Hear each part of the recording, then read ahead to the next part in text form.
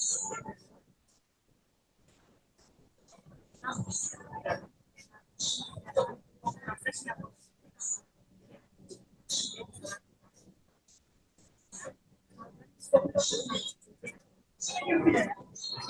warahmatullahi wabarakatuh. Perkenalkan, nama saya Fatih Sofiansa dengan NPM 20820111053.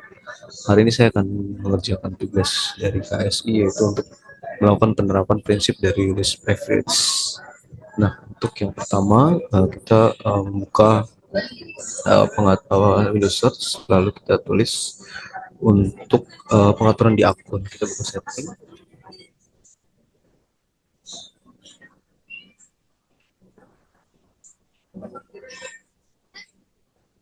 lalu kita buka ke akun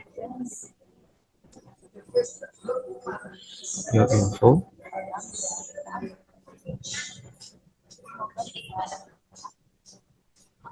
Ya, di sini bisa dilihat kalau misalkan saya selama ini menggunakan konsep dari administrator. Nah, prinsip dari list privilege adalah konsep keamanan di mana setiap pengguna hanya diberikan hak akses minimum yang diperlukan untuk melakukan pekerjaannya. Pada laptop saya membuka pengaturan akun pengguna di Windows 10. Melalui menu akun ini, saya menggunakan sehari-hari itu di hak akses sebagai administrator. Resiko yang muncul jika saya terus menggunakan akun administrator adalah setiap aplikasi atau file berbahaya yang tidak sengaja saya jalankan akan langsung memiliki hak penuh terhadap sistem. Misalnya malware, bisa menginstal driver, memodifikasi registry, atau bahkan mengambil alih seluruh komputer. Dengan menggunakan akun standar user, saya membatasi kerusakan yang bisa dilakukan aplikasi berbahaya. Konsep ini berhubungan erat dengan privilege escalation, yaitu kondisi di mana penyerang berusaha meningkatkan hak aksesnya. Misalnya dari pengguna biasa menjadi administrator. Jika sejak awal saya menggunakan akun administrator, maka penyerang tidak perlu lagi melakukan eskalasi. Oleh karena itu, lebih aman jika aku sehari-hari hanya standar user dan hanya menggunakan administrator ketika memang benar-benar diperlukan.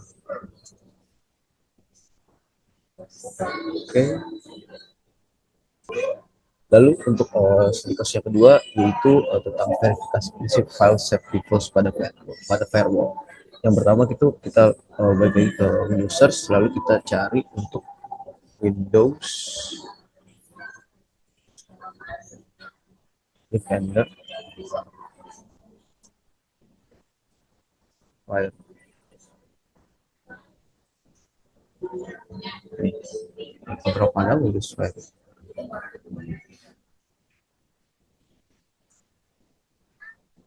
Nah, bisa dilihat dari prinsip file save default, berarti sistem harus dalam kondisi aman secara default. Dalam ini Windows 10 saya menggunakan firewall yang secara bawaan aktif. Saya membuka pengaturan di Windows Defender Firewall dan melihat bahwa statusnya di sini adalah private network. Nah, yang saya gunakan di sini adalah hotspot dari HP saya, yaitu Poco M3 41.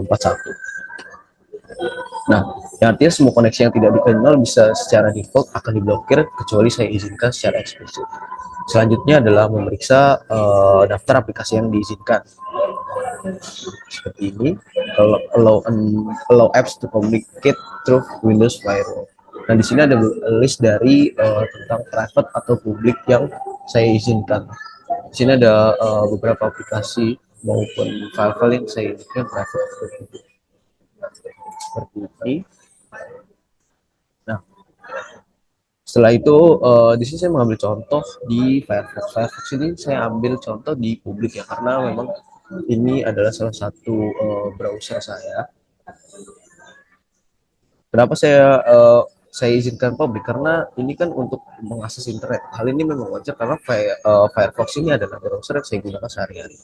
Namun aplikasi lain yang tidak saya kenal sebaiknya tidak diberi izin. Jika default firewall adalah mengizinkan semua, maka kondisi ini sangat berbahaya. Semua aplikasi termasuk yang berpotensi berbahaya dapat langsung berkomunikasi ke jaringan tanpa kontrol. Dengan firewall aktif, hanya aplikasi tertentu yang diizinkan, sehingga ini merupakan contoh penerapan prinsip file self default di Windows 10 di laptop saya.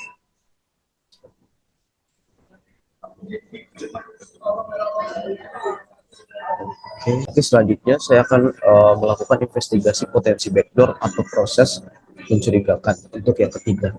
Nah, untuk yang ketiga ini kita hanya tinggal buka Task Manager dan memilih salah satu proses uh, yang ada di Task Manager saya. Nah, di sini saya salah satu proses yang saya pilih adalah di bagian Windows Audio Device Graph Solution ini.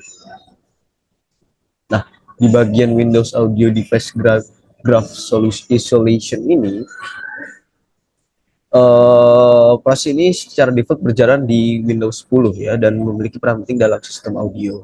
Fungsinya adalah memisahkan layanan audio Windows dari sisa sistem agar efek suara, driver pihak ketiga, atau aplikasi lain tidak langsung mempengaruhi sistem inti. Dengan cara ini, jika terjadi crash pada audio, sistem operasi tetap bisa berjalan stabil. Proses ini biasanya berjalan di folder C Windows System 32 Audio digi.exe.